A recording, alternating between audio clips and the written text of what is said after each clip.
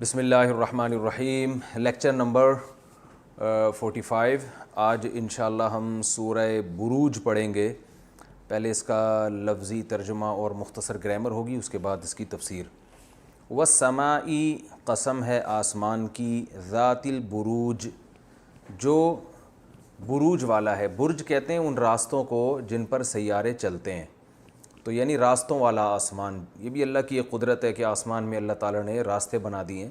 ہر سیارے کا، ستارے کا اپنا ایک ٹریک ہوتا ہے جس پہ وہ چلتا ہوا جا رہا ہوتا ہے۔ برج پل کو بھی کہتے ہیں نا، تو راستہ بروج اس کی جمع آتی ہے۔ والیوم الموعود، اور قسم ہے یوم کی یعنی دن کی، الموعود، وہ دن جس کا وعدہ کیا جا رہا ہے۔ تو وعدے سے نکلا یہ مقتول کی طرح، تو موعود جس کا وعدہ کیا جائے، تو اس سے مراد قیامت کا دن ہے۔ وشاہدن، شہیدہ یشہدو، اس کا معنی ہوتا ہے حاضر ہونا، شاہد حاضر ہونے والے کی، ومشہود، اور جس میں حاضر ہوا جائے۔ مقتول کی طرح یہ صیغہ آسان ہے، سارے صیغے، حاضر ہونے والے کی اور جس میں حاضر ہوا جائے۔ اس سے بہت سی مختلف تفاسیر کی گئی ہیں اس کی۔ بعض نے کہا کہ مشہود سے مراد جمعہ کا دن ہے جس میں ہم حاضر ہوتے ہیں، اور شاہد سے مراد جمعہ کو حاضر ہونے والے۔ بعض نے کہا کہ مشہود سے مراد یوم عرفہ ہے، شاہد سے مراد جمعہ کا دن ہے۔ بعض نے کہا کہ بھئی مشہود سے مراد میدان حشر ہے جس میں لوگ حاضر ہوں گے، اور شاہد سے مراد حاضر ہونے والا، یعنی جو حاضر ہوتے ہیں اور وہ دن جس دن حاضری ہوگی۔ تو یہ سارے مقدس دن ہیں، جمعہ کا دن بھی، عرفہ کا دن بھی، اور پھر میدان حشر تو ایک بڑا دن ہے۔ تو ان سب کی کسی کی بھی قسم اس میں مراد ہو سکتی ہے۔ قتلا، ہلاک ہو جائیں۔ یہ قتلا جو ہے نا بددعائیہ کلمہ ہے، یہ سورہ عبسہ وتولی میں بھی آیا، قتل الانسان ما اکفرا، انسان ہلاک ہو جائے کیسا ناشکر ہے۔ تو اللہ نے فرمایا قتلا، ہلاک ہو گئے یا ہلاک ہو جائیں، لیکن یہاں ہم معنی کریں گے ہلاک ہو گئے، کیونکہ اصحاب الاخدود جو ہیں یہ ہلاک ہو چکے ہیں۔ یہ ماضی کا ایک واقعہ ہے قرآن کے نازل ہونے سے پہلے کا۔ ہلاک ہو گئے اصحاب الاخدود، خندقوں والے، اخدود خندق کو بولتے ہیں۔ خندق والے، اصحاب صاحب کی جمع ہے، صاحب کہتے ہیں نا والے کو، صاحب مال، مال والا۔ ہلاک ہو گئے خندق والے، النار یعنی آگ والے، ذات الوقود، ذات کی میں تفصیل بیان کر چکا ہوں، والے کو کہتے ہیں نا ذات ذی شان، ذات المال، مال والی۔ ذات الوقود، ایسی آگ جو وقود ایندھن کو کہتے ہیں۔ قرآن میں آتا ہے نا کہ یا ایھا الذین آمنوا قوا انفسکم واہلیکم نارا، اپنے آپ کو اور اپنے گھر والوں کو آگ سے بچاؤ، وقودھا الناس والحجارہ، جس کا ایندھن انسان اور پتھر ہیں۔ تو ایسی آگ جو ایندھن والی تھی، اذ ہم علیہا قعود، جب وہ، اذ کا معنی جب، ہم کا معنی وہ لوگ، علیہا اس آگ پر یا اس خندق پر، قعود بیٹھے ہوئے تھے۔ قاعد عربی میں بیٹھنے کو کہتے ہیں، قعدہ ہے نا نماز میں، قعدہ بیٹھتے ہیں نا اس میں، تو قاعد ضاربن کی طرح بیٹھنے والا، اور قاعد کی جمع آتی ہے قعود، بیٹھنے والے بہت سارے، ٹھیک ہے۔ جیسے نقش کی جمع نقوش آتی ہے نا، نقوش۔ اذ ہم علیہا قعود، جب وہ لوگ اس پر بیٹھے ہوئے تھے۔ میں اس کی جب تفسیر بیان کروں گا تو انشاءاللہ ان آیتوں کا مطلب سمجھ میں آئے گا۔ وہم، اور وہ لوگ تھے، علی ما یفعلون، ان چیزوں پر جو وہ کر رہے تھے، بالمؤمنین، مومنین کے ساتھ، شہود، گواہ تھے۔ شاہد گواہ کو بھی کہتے ہیں نا، شہادت سے نکلا ہے، شہود اس کی جمع آتی ہے۔ یعنی ہم آسان ترجمہ کہ ہلاک ہو گئے خندق والے، آگ والے، اور ایسی آگ جو ایندھن والی ہے۔ کب ہلاک ہوئے؟ اس وقت جب وہ بیٹھے ہوئے تھے اس ایندھن پر یا اس آگ پر یا اس خندق پر، اور جو کچھ وہ مومنین کے ساتھ کر رہے تھے اس پر گواہ بھی تھے، جو ظلم مومنین کے ساتھ کر رہے تھے۔ وَمَا نَقَمُوا، اور نہیں انتقام لے رہے تھے وہ۔ نقموا کا معنی ہوتا ہے نقم ینقمو، ضرب یضرب کی طرح، انتقام اردو میں بھی استعمال ہوتا ہے نا، نقم انتقام سے ہی۔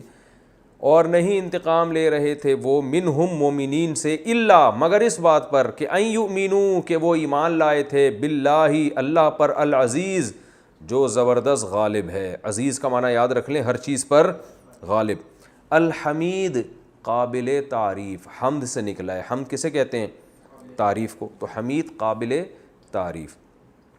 الذی وہ اللہ, لہو ملک السماواتی اسی کے لیے ہے آسمانوں کی بادشاہی, ملک بادشاہی کو کہتے ہیں, والارض اور زمین کی بادشاہی, واللہ اور بے شک اللہ, بے شک تو نہیں بس واللہ اور اللہ, علی کل شیء ہر چیز پر شہید حاضر ہے, گواہ ہے, ہر چیز کو اپنی آنکھوں سے دیکھ رہا ہے.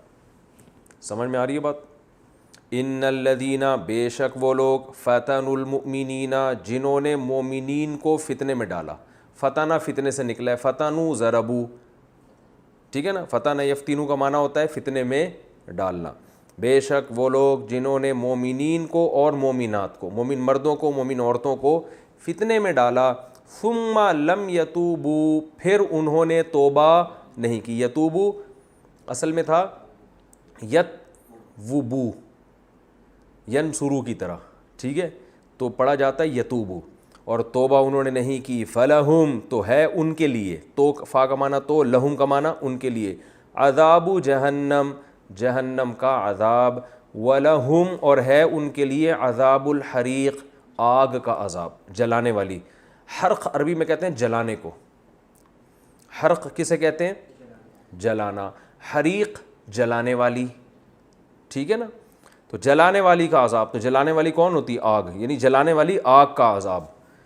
ان الذین بے شک وہ لوگ, آمنوا جو ایمان لائے, وعملوا الصالحات اور عمل کیا انہوں نے نیک, لہم ان کے لیے ہے, جنات باغات, جنت کی میں پوری ڈیٹیل بیان کر چکا ہوں نا, جنت کو جنت کیوں کہتے ہیں پورا میں ایک تفصیل سے وائٹ بورڈ پہ سمجھایا تھا. ان کے لیے باغات ہیں, تجری, جرا یا یجریو یہ بھی تفصیل سے بتا چکا ہوں, تجری من تحتہا بہتی ہیں ان باغات کے نیچے, الانہار نہریں, نہر عربی میں دریا کو کہتے ہیں, دریا بہتے ہیں ان میں. ذالک الفوز یہ ہے کامیابی, الکبیر بڑی کامیابی, یہ ہے اصل بڑی کامیابی.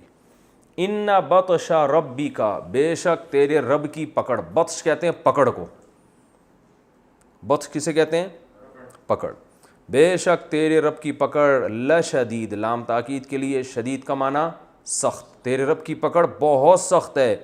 انہو بے شک وہ رب, ہوا وہ, یبدئ ابتدا بھی کرتا ہے, یبدئ ابدأ یبدئ اکرم یکرم کی طرح, اس کا معنی ہوتا ہے ابتدا, ابتدا سے نکلا ہے, ابتدا میں بھی یہ با دال آ رہا ہے نا, تو یہ یبدئ یہاں سے یاد رکھیں.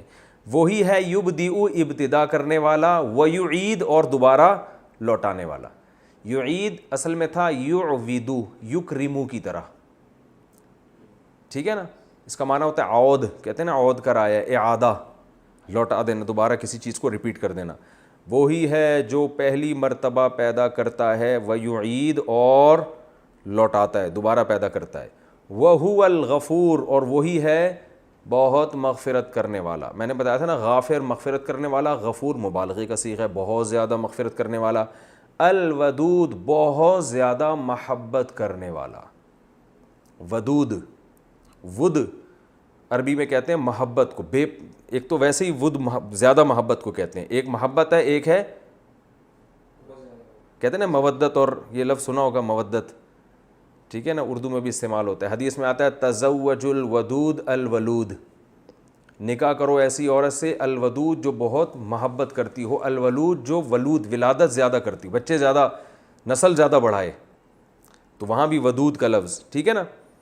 ہوتا ہے نا لوگوں کا نام عبد الودود, میں ہوں عبد الودود, اور آپ اس وقت دیکھ رہے ہیں JTR میڈیا ہاؤس پہ, ہوتا ہے نا جامع رشید کے چینل پہ عبد الودود آتے ہیں, میں ہوں عبد الودود اور آپ دیکھ رہے ہیں اس وقت JTR میڈیا ہاؤس پہ. تو ودود کا معنی بہت زیادہ محبت کرنے والا. مودت یہ اردو میں لفظ استعمال ہوتا ہے, ذرا گاڑی اردو ہے. ذو العرش عرش والا ہے, المجید بزرگ, مجید کہتے ہیں بزرگی کو, بزرگ ہے. فعال کر گزرنے والا. دیکھو ایک لفظ ہوتا ہے, یہ ہے فعل یفعل, فعل کا معنی کیا اس نے, یفعل کا معنی کرتا ہے, فعل سے نکلا ہے نا, تو فاعل کرنے والا. فعال مبالغے کا صیغہ ہے, تو مبالغہ کیسے ہوا؟ کر گزرنے والا. ایک ہوتا ہے کرنے والا, ایک ہوتا ہے جو سوچتا ہے کر گزرتا ہے, اس کے پاس یعنی نہ کا نو نہیں ہے کہ جو چاہے گا بس وہ کر گزرے گا. فعال لما کر گزرتا ہے لما اس کام کو، یریدو جس کا وہ ارادہ کرتا ہے. یریدو اصل میں تھا یریدو، یکریمو کی طرح ارادے سے نکلا ہے. کر گزرتا ہے اس کام کو جس کا وہ ارادہ کرتا ہے. آگے اللہ فرماتے ہیں یقین نہیں آتا تو ہم بتاتے ہیں حل عطا کا، کیا آئی ہے تمہارے پاس. حل عطا کا، عطا اصل میں عطایا ضربہ کی طرح، کیا آئی ہے تمہارے کا کمانا تمہارے پاس حدیث الجنود، لشکروں کی خبر پہنچی ہے. جنود کسے، جند کی جمع ہے. جند کسے کہتے ہیں؟ لشکر. جند اللہ سنا ہے نا، جند اللہ. اور اردو میں اور کہاں استعمال ہوتا ہے؟ بہرحال جند کہتے ہیں لشکر کو، جنود اس کی جمع. حل عطا کا حدیث الجنود، کیا آئی ہے تمہارے پاس لشکروں کی خبر، یعنی کس کی؟ فرعون و ثمود، فرعون اور سمود کی خبر آئی ہے. تو آگے اللہ نے جواب نہیں دیا، مطلب یہ کہ یقیناً آئی ہے، سب پتہ ہے تمہیں. بل الذین کفروا، بلکہ کافر لوگ فی تکذیب، وہ جھٹلانے میں لگے ہوئے ہیں.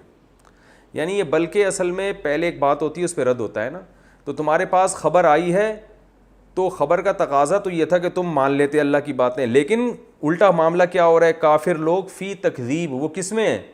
جھٹلانے میں ہیں. واللہ من ورائہم محیط، حالانکہ اللہ نے ان کو ان کے ہر طرف سے احاطہ کیا ہوا ہے. اللہ نے ان کو پکڑ کے رکھا ہوا ہے، کنٹرول میں ہے پورے، کہ حساب لے گا تو ایسے جو کنٹرول میں ہو اس کو تو اتنا اکڑ اس پہ اچھی نہیں لگتی. من ورائہم، ورا کا لفظ کل بھی آیا تھا. ورا کسے کہتے ہیں؟ پیچھے کو. وہ ہے نا کہ وہ جو سورہ انشقاق میں آیا تھا نا، اما من اوتی کتابہ وراء ظہرہ، ظہر پشت کے پیچھے سے، تو ورا پیچھے سے. اللہ من ورائہم ان کے پیچھے سے، محیط ان کا احاطہ کیے ہوئے. محیط کس سے نکلا ہے؟ احاطے سے. کہتے ہیں یہ ہر چیز کو محیط ہے، یعنی ہر چیز کو اس نے گھیرا ہوا ہے. تو پیچھے سے کا یہ کنایا ہے اصل میں کہ سامنے سے جب کوئی آتا ہے نا تو انسان ہوشیار رہتا ہے، اور پیچھے سے جب کوئی آتا ہے تو انسان کو پتہ نہیں ہوتا. تو کیونکہ کافر بھی آخرت پر ایمان نہیں رکھتا، وہ اللہ کو سامنے دیکھ نہیں رہا ہے، تو اس لیے غافل ہونے میں زندگی گزار رہا ہے. تو اللہ فرماتے ہیں یہ ایسے ہی ہے جیسے کوئی دشمن پیچھے سے حملہ کرنے والا ہو، تو آپ غفلت میں کام کر رہے ہو اور آپ کو پتہ نہیں کہ ابھی حملہ آپ پہ ہونے والا ہے. تو یہ کنایات ہوتے ہیں قرآن مجید کے، اس سے حقیقی معنی مراد نہیں ہوتا، اس سے مجازی معنی مراد ہوتا ہے. کیا مطلب؟ اللہ نے آپ کا احاطہ کیا ہوا ہے اس طور پر کہ آپ کو خبر نہیں.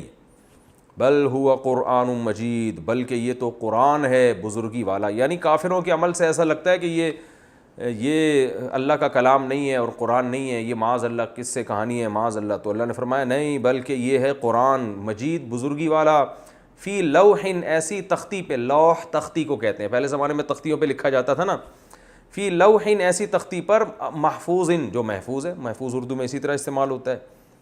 محفوظ تختیوں میں اللہ کے پاس لکھا ہوا ہے، یہ جس کے ضائع ہونے کا امکان نہیں ہے. تو یہ تو اس صورت کا لفظی ترجمہ تھا. اب میں اس کا شان نزول بیان کرتا ہوں. صحیح حدیث میں ہے رسول اللہ صلی اللہ علیہ وسلم نے ارشاد فرمایا کہ پچھلی امتوں میں عیسائیوں کا زمانہ تھا اور عیسائی مذہب اس وقت برحق تھا. تو آپ صلی اللہ علیہ وسلم نے فرمایا کہ ایک بادشاہ کا، یعنی حدیث کا پورا میں مفہوم بیان کر رہا ہوں. ایک بادشاہ تھا، اس کے پاس ایک جادوگر تھا. تو یہ بادشاہ لوگوں کو الو بناتے رہتے ہیں نا، جادو ودو دکھا کے لوگوں کو عقیدت رہے. تو وہ جادوگر جب بوڑھا ہو گیا تو اس جادوگر نے بادشاہ سے کہا کہ میں مرنے والا ہوں، تو کوئی ایسا نوجوان ہو جس کو میں یہ جادو سکھا دوں تاکہ وہ تمہارے کام آ سکے. تو کوئی نوجوان ہو تاکہ ذرا لمبی عمر ہو، تمہاری خدمت کر سکے گا. تو ایک خاندان تھا، انہوں نے اپنا بیٹا دے دیا کہ بھئی اچھا ہے، یہ جادو سیکھے اور بادشاہ کے پاس رہے گا. تو وہ نوجوان جب جادوگر کے پاس جادو سیکھنے کے لیے آتا تھا تو راستے میں ایک راہب کا گھر تھا. راہب جو عیسائی مذہب پر ہوا کرتے تھے اور اللہ اللہ کیا کرتے تھے، عبادت کیا کرتے تھے. راہب درمیان میں پڑتا، تو یہ نوجوان اس راہب کے پاس جاتا، درمیان میں راہب کے پاس جاتا. راہب اس کو دین کی باتیں بتاتا، توحید کی دعوت دیتا اور بتاتا کہ جادو اچھا کام نہیں ہے، مذہب کی تو یہی دعوت ہے نا. اور جب یہ جادوگر کے پاس جاتا تو جادوگر اس کو وہی فلیتے پلیتے اور سنگ دل محبوب، آپ کے یہ ٹوپی ڈرامے تو جادوگر لے کے چل رہے ہوتے ہیں اور یہ لے کر آؤ اور مردہ. یہ میں اپنی طرف سے تشریح کر رہا ہوں، حدیث میں اتنی تشریح نہیں ہے لیکن یہی کرتا ہوگا نا. حدیث میں تو بس اتنا ہے کہ جادوگر کے پاس آتا تو راہب کے پاس سے ہوتا ہوا جاتا، اور جاتے ہوئے بھی راہب کے پاس سے، یعنی گھر سے آتے ہوئے بھی راہب کے پاس سے اور واپسی پہ بھی راہب کے، تو راہب کی باتیں زیادہ اس پر اثر کرنے لگیں. لیکن وہ جادوگر اس کو یہی فلیتے پلیتے گندی باتیں جو جادوگروں میں ہوتی ہیں اور ہوائی باتیں.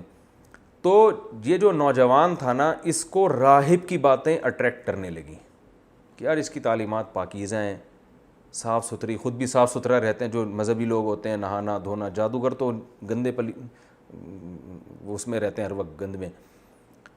تو یہ کیا ہوا، یہ مسلمان ہو گیا، یعنی اس وقت عیسائی مذہب اس نے قبول کر لیا جو برحق مذہب تھا. راہب کے ہاتھ پہ یہ کیا ہو گیا، مسلمان. راہب نے اسے کہا کہ دیکھو، جب اگر تم بادشاہ کو پتہ چل جائے نا کہ تم مسلمان ہو گئے ہو تو میرا نہیں بتانا کہ میرے ہاتھ پہ، ورنہ بادشاہ مجھے قتل کر دے گا. اس نے کہا ٹھیک ہے، نہیں بتاؤں گا. تو یہ نوجوان کو اب اللہ نے چونکہ اس سے دین کا کام لینا تھا بہت زیادہ، اور اس کی بڑی قربانی تھی. جادو میں تو کروڑوں روپے پیسہ ہے، یہاں پر پیسہ بھی نہیں. تو اب اس کی قربانی کی وجہ سے اللہ نے کیا کیا، اس کے ہاتھ پہ کرامتیں ظاہر کرنا شروع کر دیں تاکہ لوگ اس کی طرف مائل ہوں اور یہ بتائے کہ یہ جادو نہیں ہے بلکہ یہ کون کر رہا ہے، اللہ کر رہا ہے. تو بعض دفعہ اللہ کسی سے کام لے لیتے ہیں بڑا. تو اب کیا ہوا کہ جناب یہ مادرزاد نابینا کے آنکھوں پہ ہاتھ رکھتا، اس کی بینائی لوٹ آتی.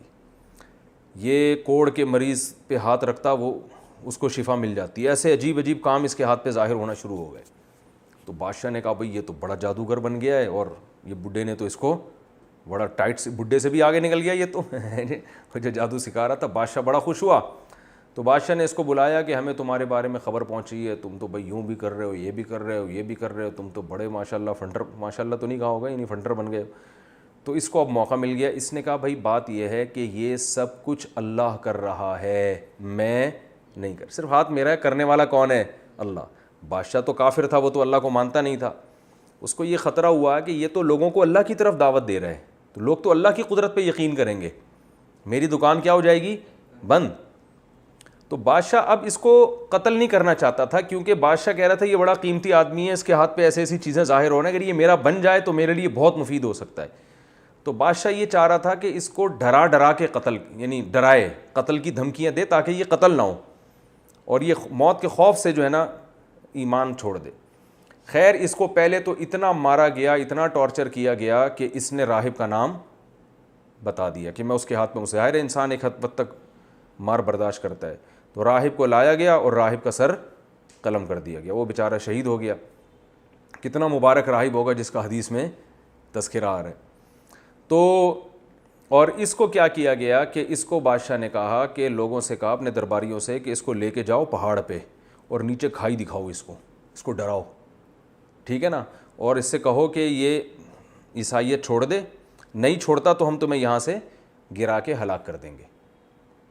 تو اس کو لے گئے. اس نے کہا ہلاک کر دو، میں تو عیسائیت نہیں چھوڑنے والا. تو اللہ کی قدرت کیا ہوئی ہے کہ وہ پہاڑ پہ ایسا کچھ زلزلہ آیا، وہ سارے مر گئے اور یہ بچ گیا، اکیلا واپس آ گیا. تو بادشاہ نے پھر لوگوں کو کہا کہ اس کو سمندر میں لے جاؤ. اچھا اب یہ خبریں لوگوں میں مشہور ہونا شروع کہ ایک نوجوان ہے بھائی، وہ اس طرح کا ہے، کیونکہ اللہ تعالیٰ پہ مشہور کر رہے ہیں نا تاکہ اس سے کام لینا ہے اللہ تعالیٰ نے. تو اس کی خبر کہ بھئی یہ تو آنکھوں پہ ہاتھ لگائے تو بینائی واپس لوٹ آتی ہے. تو یہ سب کو یہی کہتا بھئی میں یہ نہیں کر رہا، یہ اللہ پر ایمان لے کر آؤ، یہ میں نہیں کر رہا، یہ اللہ کر رہا ہے، تو اللہ کی قدرت پر ایمان لے کر آؤ. تو اب اس کے یہ واقعہ بھی مشہور ہونے شروع ہو گئے، بھئی پہاڑ سے گرایا نہیں مر رہا. تو اس کو سمندر میں لے کر گئے. بیچ سمندر میں بادشاہ نے کہا اس کو غرق کر دینا اگر یہ ایمان نہ لے کر آئے. تو ڈرایا نہیں، یعنی ایمان نہ چھوڑے، اگر یہ ڈرایا وہی اثر نہیں ہوا اس کے اوپر. تو وہ کشتی الٹ گئی، سارے مر گئے، اس کو اللہ نے بچا لیا. یہ پھر واپس لوٹ آیا. کشتی الٹ گئی یا کیا ہوا مجھے پوری تفصیل جتنی حدیث میں ملتی ہے بس یہ کہ وہ غرق ہو گئی، یہ بچ گیا. تو جب یہ واپس آیا تو جب بادشاہ نے ساری کوششیں کر لیں کہ بھئی یہ اچھا لوگ آہستہ آہستہ مسلمان ہو رہے ہیں، تو اس نے بادشاہ کو کہا کہ اے بادشاہ اگر تو مجھے قتل کرنا چاہتا ہے تو جو طریقہ میں بتاؤں نا اس طریقے سے قتل کر. اب لوگوں میں تو شہرت ہو چکی تھی کہ بادشاہ نے سارے حربے استعمال کر لیے مگر یہ قتل نہیں ہو کے دے رہا. تو اس نے کہا جو طریقہ میں بتاؤں گا اس طریقے سے تو مجھے مارے گا تو میں قتل ہو جاؤں گا. بادشاہ تو چاہ رہا تھا اس سے جان چھڑائی ہے تو ہمارے لیے مصیبت بن گیا ہے. بادشاہ نے کہا کیا طریقہ؟ اس نے کہا بھائی چوک پہ کھڑا کر کے میرے اوپر تیر مار اور یہ کہے بسم اللہ وربی ھذا الغلام، بسم اللہ ربی ھذا الغلام، اللہ کے نام سے جو اس لڑکے کا رب ہے. یعنی اس نوجوان نے یہ قربانی دی کہ جب یہ بادشاہ یہ اناؤنس کرے گا نا، یہ لفظ بولے گا، تو لوگ کہیں گے بھئی اللہ کا نام لینے سے تو قتل ہو رہا ہے، ویسے قتل نہیں ہو رہا. یعنی بسم اللہ کی برکت بھی سامنے آئے گی اور لوگ اللہ پہ اور یقین کریں گے. تو نوجوان نے یہ قربانی دی. تو جب اس کو اس طرح سے چوک پہ کھڑا کیا گیا اور اس کے تیر مارا گیا نا، تو جب بسم اللہ ربی ھذا الغلام کہا گیا، یہ تیر اس کی کنپٹی پہ لگا اور اسی وقت یہ شہید ہو گیا. لیکن اچھا، اس نے یہ بھی کہا تھا کہ پورا شہر اکٹھا کر لو، یہ سب کے سامنے ہونا چاہیے، اکیلے میں نہیں، کیونکہ یہ چاہ رہا تھا یہ دعوت سب کے پورے شہر کو پہنچ جائے. اور تو جب پورا شہر اکٹھا کر لیا گیا اور اس کے تیر لگائے، یہ جناب گرائے، پورے شہر نے بیک زبان ہو کے کلمہ پڑھنا شروع. سارے مسلمان ہو گئے، جو اس وقت جو عیسائی مذہب برک تھا، سب اللہ کی دعوت، اللہ پر ایمان لے آئے اور بادشاہ کے رب ہونے کی، بادشاہ تو اپنے آپ کو رب کہتا تھا، سارے مسلمان ہو گئے. آپ کو پتہ ہے جو حکومتی پٹھو ہوتے ہیں نا، وہ کبھی بھی وہ نہیں ہلتے چاہے کچھ بھی ہو جائے. جو بادشاہ کے درباری ہوتے ہیں نا، خاص بہت کم ان میں لوگوں کو ایمان کی توفیق ملتی ہے. تو قرآن کی تاریخ سے بھی پتہ چلتا ہے کہ ظالم بادشاہوں میں بعض دفعہ پوری قوم ان کے خلاف ہو گئی، لیکن ان کے جو درباری ہیں وہ ان کا ساتھ نہیں چھوڑتے.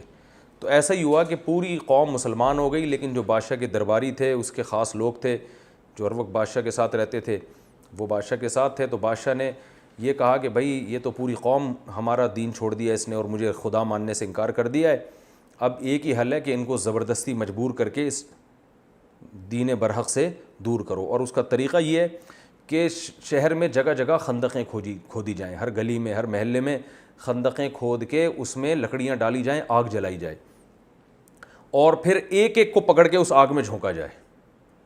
تو جو اس آگ کو دیکھ کے ڈر جائے اور کہے کہ میں اپنا دین چھوڑتا ہوں، تو اس کو تو بچا لو، باقی سب کو کیا کر دو، آگ میں ڈال دو. تو یہ وہ خندقیں تھیں.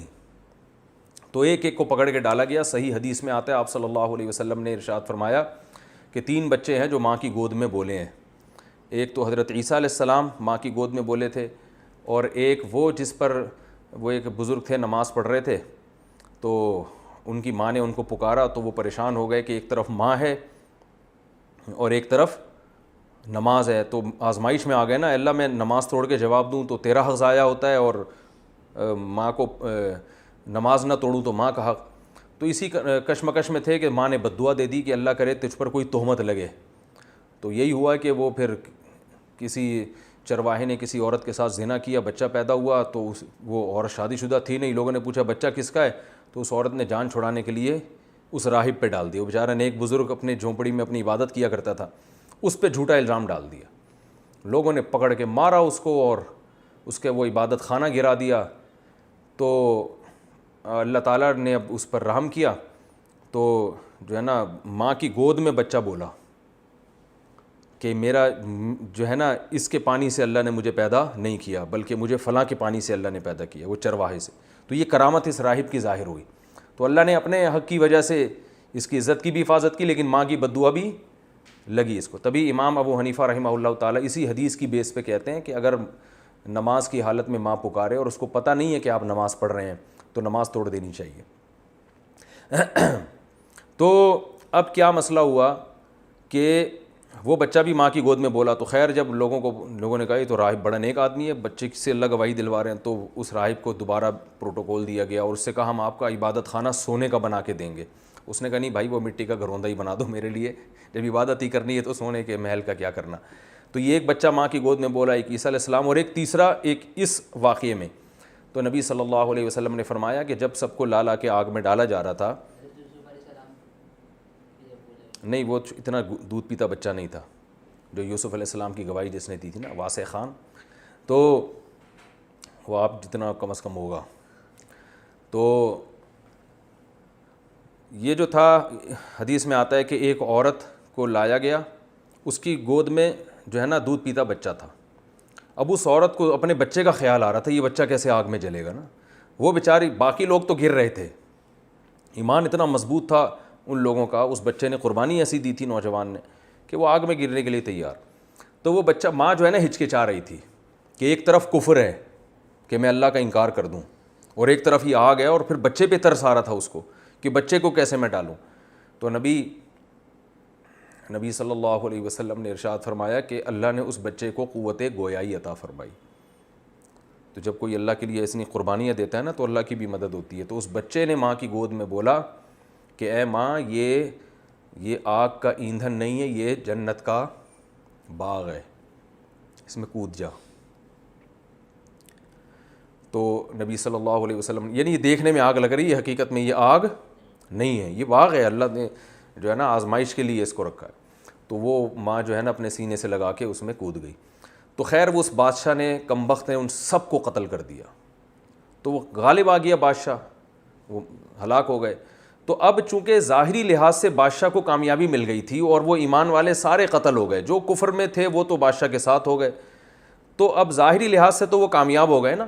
تو قرآن میں اللہ نے صدیوں بعد ان کا واقعہ نازل فرمایا, اور اللہ نے فرمایا کہ میں اپنے نبی کو یہ اطلاع دے رہا ہوں کہ دیکھنے میں کامیاب بادشاہ ہوا لیکن حقیقت میں کامیاب نہیں ہوا, اس لیے کہ وہ تو باغات میں چلے گئے. اور جو بادشاہ جس نے خندقیں کھدوائی تھیں نا, اور اس کے جو فوجی لوگوں کو پکڑ کے خندقوں میں ڈال رہے تھے, وہ اصل میں آگ میں ہیں. تو آگ کے مستحق یہ لوگ ہوئے ہیں, وہ نہیں ہوئے. تو اسی کا اللہ نے اس صورت میں بیان کیا. اب دوبارہ پڑھ لیتا ہوں. اللہ فرماتے ہیں قسم ہے آسمان کی جو ستاروں والا ہے, یعنی راستوں والا ہے, اور قیامت کے دن کی قسم, اور شاہد اور مشہود کی قسم, ہلاک ہو گئے خندقوں والے جنہوں نے خندقیں کھودی. النار, پھر ان کی برائی کو بیان کیا جا رہا ہے. معمولی خندق نہیں تھی بلکہ آگ والے لوگ تھے, جو ایندھن والی آگ تھی جس میں ایندھن ڈال کے اس کو بھڑکایا گیا تھا. اذ ہم علیہا قعود, اور جب وہ وہاں بڑے آرام سے بیٹھے ہوئے منظر دیکھ رہے تھے. وہم علی ما یفعلون بالمؤمنین شہود, اور ایمان والوں کے ساتھ جو ظلم زیادتی کر رہے تھے اسے اپنی آنکھوں سے دیکھ بھی رہے تھے, پھر بھی ان کو ترس نہیں آیا. اور یہ انتقام ان سے صرف اس بیس پہ لے رہے تھے, وما نقموا منہم الا ان یؤمنوا باللہ العزیز الحمید, صرف اس بیس پہ انتقام لے رہے تھے کہ یہ ایک رب پہ ایمان لائے ہیں جو زبردست, غالب اور قابل تعریف ہے. اس پر ایمان لانے کی سزا یہ مل رہی ہے کہ ان کو آگ میں ڈالا جا رہا ہے, اور وہ معمولی رب تھوڑی ہے. اس میں اللہ بتا رہے ہیں کہ ہمارے لیے جب کوئی قربانی دے گا تو کیا ہم اس سے غافل ہو جائیں گے؟ الذی لہ ملک السماوات والارض, یہ وہ اللہ ہے جو آسمانوں اور زمین کا بادشاہ ہے اور ہر چیز پر گواہ بھی ہے. وہ بادشاہ اور اس کے درباری سمجھ رہے تھے کہ اللہ کو نہیں پتہ, تو اللہ فرماتے ہیں ہم تو سب کچھ دیکھ رہے تھے. پھر اللہ نے فرمایا ان الذین فتنوا المؤمنین, وہ لوگ جنہوں نے مومنین کو فتنے میں ڈالا, آزمائش میں ڈالا, اور مومن عورتوں کو, پھر ان میں سے کسی نے توبہ اگر نہیں کی تو ان کے لیے جہنم کا عذاب ہے اور آگ والا عذاب ہے. تو یہ سمجھ رہے تھے ہم نے ان کو آگ میں ڈالا ہے, مگر حقیقت میں آگ میں کون جلے گا؟ وہ لوگ جلیں گے جنہوں نے ڈالا تھا. اور فرمایا جن کو آگ میں ڈالا تھا ان کا حال کیا ہے؟ ان الذین آمنوا وعملوا الصالحات, جو ایمان لائے اور نیک اعمال اختیار کیے, لہم جنات تجری من تحتها الانہار, ان کے لیے باغات ہیں جن کے نیچے نہریں بہتی ہیں. تو اسباب کی دنیا میں نظر کیا آ رہا ہے, حقیقت کچھ اور ہے. نظر تو آ رہا ہے کہ یہ آگ میں جل رہے ہیں, حقیقت میں یہ کس میں داخل ہو رہے ہیں؟ جنت کے باغات میں. ذالک الفوز الکبیر, یہ بہت بڑی کامیابی ہے. اور اللہ نے فرمایا کہ جو لوگ مومنین پر اس طرح ظلم کر رہے تھے تو یہ باخبر ہو جائیں, ان بطش ربک لشدید, تیرے رب کی پکڑ بہت سخت ہے. بعض دفعہ ظالموں کو اللہ ڈھیل دیتا ہے, جیسے اس بادشاہ نے قتل کر دیا, سب کو مار دیا, کچھ بھی نہیں ہوا اس بادشاہ کو. تو اس کا یہ مطلب نہیں ہے کہ رب پکڑتا نہیں ہے. اللہ فرماتے ہیں تیرے رب کی پکڑ بہت شدید ہے. انہ ہوا یبدئ و یعید. سوال پیدا ہوتا ہے اللہ تو پکڑتا تو ہے نہیں, ظالم تو گھوم رہے ہیں. تو اللہ نے فرمایا جو اللہ پہلی دفعہ پیدا کرتا ہے وہی دوبارہ بھی پیدا کرے گا. وہ قدرت رکھتا ہے. تو ابھی ایک حیات ہے, ابھی ایک اور زندگی آنے والی ہے, مر کے ختم تھوڑی ہوگے, دوبارہ حساب و کتاب کے لیے اللہ کے سامنے کھڑے ہوگے. وہو الغفور, ہاں اللہ تعالیٰ دھمکی دینے کے ساتھ امیدیں بھی دلاتے ہیں کہ اب تک اگر کسی نے ظلم زیادتی کی ہے, ایمان نہیں لایا, نیک اعمال اختیار نہیں کیے, تو وہ مایوس نہ ہوں, کیونکہ اللہ کی ایک صفت یہ بھی ہے کہ جہاں وہ انتقام لیتا ہے وہاں وہ غفور اور ودود بھی ہے. غفور بہت زیادہ مغفرت کرنے والا, الودود بہت زیادہ محبت کرنے والا. تو ایمان والوں کو ایسے کیسے چھوڑ سکتا ہے؟ اور آج بھی اگر کوئی ایمان لے آئے, اسلام قبول کر لے, یا کوئی مسلمان ہے اعمال درست نہیں ہے, توبہ کر کے اعمال درست کر لے, تو اللہ فرماتے ہیں وہ محبت بھی کرنے والا ہے, بے پناہ تم سے محبت کرے گا. حل اتاک ذو العرش المجید, عرش والا ہے, اللہ کا عرش بہت بڑا ہے جس کی حقیقت ہمیں پوری طرح معلوم نہیں ہے. المجید بزرگی والا ہے. فعال لما یرید, جس چیز کا ارادہ کر لے اسے کر گزرتا ہے. تو اتنے طاقتور بادشاہ سے جو ہے دشمنی لینا یا اس سے اس کی مخالفت کرنا عقل مندی کا کام نہیں ہے. فرمایا اگر تمہیں یقین نہیں آتا اللہ کی طاقت کا کہ اللہ جس چیز کا ارادہ کر لے وہ کر گزرتا ہے, تو اللہ فرماتے ہیں حل اتاک حدیث الجنود, لشکر والوں کی خبر پہنچی ہے تمہیں. جیسے ہم کسی کو بتا رہے ہوتے ہیں نا, بھائی میں بڑا طاقتور ہوں, اگلا مان نہیں رہا تو آپ کہیں جا کے ذرا پوچھو وہ فلاں پہلوان کا کیا حال ہوا تھا, میرے ساتھ رنگ میں اکھاڑے میں آیا تھا, کیسا پٹخا تھا. ایسا ہی ہوتا ہے نا. تو اللہ بھی بتا رہے ہیں یقین نہیں آتا نا کہ میں جو سوچتا ہوں کر گزرتا ہوں, تو تمہیں اگر یقین نہیں آتا تو لشکر والوں کی خبر پہنچی نہیں پہنچی تو ہم بتاتے ہیں فرعون اور سمود یہ ہیں لشکر والے, ان سے پوچھو. ان کی سلطنت کے کھوٹے زمین میں گڑ گئے تھے. تو اللہ فرماتے ہیں ہم نے ارادہ کیا وَنُرِيدُ أَن نَمُنَّ, سورہ قصص میں اللہ نے بیان کیا أَن نَمُنَّ عَلَى الَّذِينَ اسْتُضْعِفُوا فِي الْأَرْضِ, بنی اسرائیل جو ظلم کی چکی میں پس رہے تھے, ان کے مرد قتل ہو رہے تھے. آخرت کو سامنے رکھنا چاہیے. اس سے جو ہمیں مین سبق ملتا ہے آخرت کو سامنے رکھنا چاہیے. وہ اگر صحیح چل رہی ہے تو غموں میں بھی آپ کامیاب, وہ اگر ٹھیک نہیں چل رہی تو خوشیوں میں بھی آپ ناکام ہیں. تو یہ بنیادی اور اس میں ظلم کی بھی جو ہے وہ برائی بیان ہوئی ہے کہ ظالم اترائے نہیں اور مظلوم پہ ظلم کر کے. دیکھو برما میں کیا ظلم ہوا, روہنگیان میں کیسے مسلمانوں کو جلایا گیا, کیسے ان کو مارا گیا. تو جو مارنے والے ہیں وہ دندناتے پھر رہے ہیں. تو بھائی دنیا کی پکڑ سے بچ سکتے ہو, آخرت میں نہیں بچو گے. اللہ نے آخرت رکھی ہے اور آخرت میں اللہ تعالیٰ حساب و کتاب لے گا. اللہ تعالیٰ سے دعا ہے اللہ ہمیں سمجھنے کی عمل کرنے کی توفیق عطا فرمائے. اچھا ایک سبق ہمیں یہ بھی ملتا ہے کہ اللہ یہاں یہ فرما رہے ان الذین فتنوا المؤمنین والمؤمنات. ٹائم کتنا رہ گیا؟ 6 منٹ نا. تو میں اسی کو کمپلیٹ کرتا ہوں, اسی صورت کو. ایک سبق اہم ترین ہمیں یہ بھی ملتا ہے کہ اللہ نے اس صورت میں فرمایا جو مومنین اور مومنات کو, یہ دیکھیں ان الذین فتنوا المؤمنین والمؤمنات, جو مومنین اور مومنات کو آزمائشوں میں ڈالتے ہیں ان کے لیے جہنم کا عذاب ہے. دیکھیں کسی بھی انسان پہ ظلم کریں گے تو سزا ملے گی, کافر پہ بھی ظلم کریں گے تو سزا ملے گی. اسلام میں اگر کوئی کافر آپ کی ریاست میں رہتا ہے تو آپ اگر اس کا مال ضبط کرتے ہیں تو بھی آپ پر جرمانہ ہے, آپ اسے تھپڑ مارتے ہیں تو بھی آپ کے لیے سزا ہے, حتیٰ کہ اس کی غیبت بھی جائز نہیں ہے. تو لیکن اللہ نے یہاں مومنین اور مومنات کو ہائی لائٹ اس لیے کیا کہ اگر کوئی ایمان والا ہے نا, نیک عمل کر رہا ہے, تو اسے ستانے میں گناہ زیادہ ہے. ایک عام آدمی کو ستائیں گے گناہ ملے گا, نیک آدمی کو ستائیں گے زیادہ گناہ ملے گا. علماء صلحاء کو ستائیں گے اور زیادہ, جو بزرگ جتنا اللہ کے ہاں جس کا مقام ہے اس کو ستانے میں گناہ بھی اتنا ہی زیادہ اور اس کا ادب بھی اتنا ہی زیادہ. دیکھو سب سے بڑا مقام پیغمبر کا ہوتا ہے نا, کیونکہ اللہ کا سب سے زیادہ قرب کس کا ہوتا ہے؟ پیغمبر کو. تو قرآن نے کیا کہا؟ لا تجعلوا دعاء الرسول كدعاء بعضكم بعضا اور لا ترفعوا اصواتکم فوق صوت النبی. اے ایمان والو نبی کی آواز سے آواز اونچی نہ کرو, تمہارے عمل ضائع ہو سکتے ہیں. تو وجہ کیا ہے کہ اللہ کے سب سے مقرب کون ہے؟ نبی صلی اللہ علیہ وسلم. تو جتنا جس کا اللہ سے قرب ہوگا اتنا ہی اس کا مقام اور مرتبہ اور اس کا احترام اور اس کو تکلیف سے بچانا ضروری ہوگا. تو اس کا بڑا خیال کرنا چاہیے, گھروں میں بھی خیال کرنا چاہیے. کسی خاتون کے میاں اگر نیک ہیں, نمازی, پرہیزگار ہیں, تو ان کو چاہیے کہ بولیں بھائی عام میاؤں کی نسبت اس میاں کا احترام مجھ پر زیادہ واجب ہے, کیونکہ میرے میاں کی داڑھی بھی ہے, نماز بھی پڑھتے ہیں, تلاوت بھی کرتے ہیں, اور جب میری بہنیں آتی ہیں تو ٹکٹکی باندھ کے ان کو دیکھتے بھی نہیں ہیں, نظر کی کیا کرتے ہیں. بھائی سالیوں کو تو دیکھ رہے ہوتے ہیں نا آج کل لوگ ٹکٹکی باندھ کے.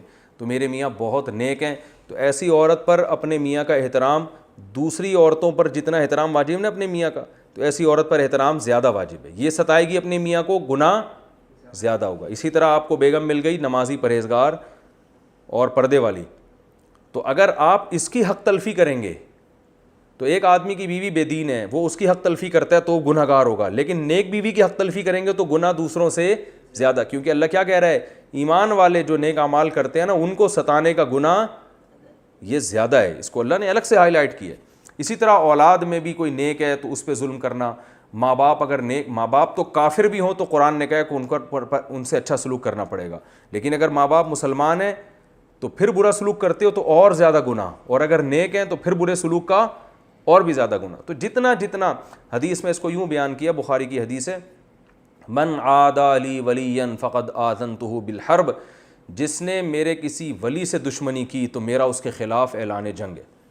ایک عالم کا میں بیان سن رہا تھا, انہوں نے ایک اہل حدیث عالم کی نسبت سے بتایا. ان اہل حدیث عالم کا بھی نام میرے ذہن سے نکل گیا, کہ ان کی محفل میں کسی شخص نے امام ابو حنیفہ کو برا بھلا کہا، حالانکہ وہ اہل حدیث عالم تھے، امام حنیفہ کو برا بھلا کہا، تو ان اہل حدیث عالم نے کہا کہ اس شخص کے بارے میں نا جو ان کے بیان میں بیٹھتا تھا، کہا کہ مجھے اس بات کا پورا خطرہ موجود ہے کہ اس مرنے سے پہلے یہ ایمان سے پھر جائے گا، ایمان پر اس کو موت نصیب نہیں ہوگی۔